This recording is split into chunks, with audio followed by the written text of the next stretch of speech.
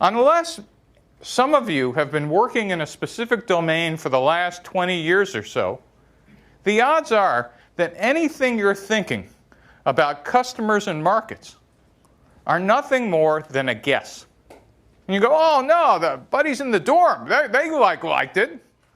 And look, I put it up and I got 300 hits. It's not a business.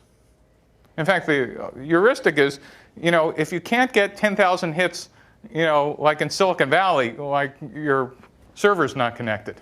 But it's not a business.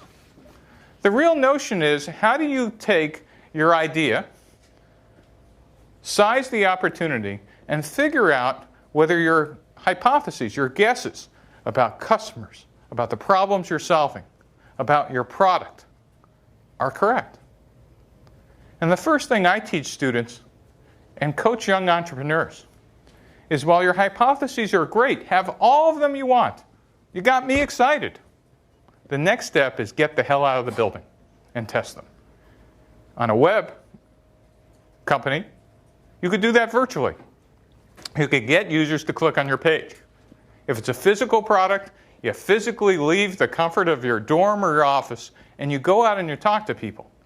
And the first step you want to do is leave any notion of your slides or website or whatever at home, and go out and test some of the fundamental hypotheses that you have about your business.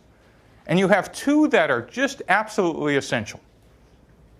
One is, in any company that you're making a product or service, you believe you're solving a problem or a need that a customer has. Great, I'll believe you.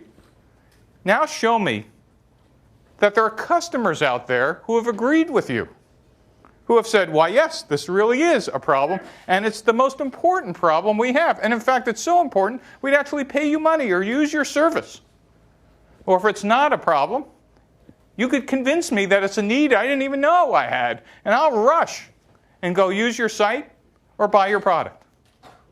And while you're out there, by the way, you could find out millions of other things about customers. And this is hard, because if you're a passionate entrepreneur, you look at somebody like me and go, Steve, you don't get it. I'm right. I'm passionate. I got it. I've nailed it. I've talked to 20 people. They're all over me. I'm done. We're launching. And I'll usually go, great.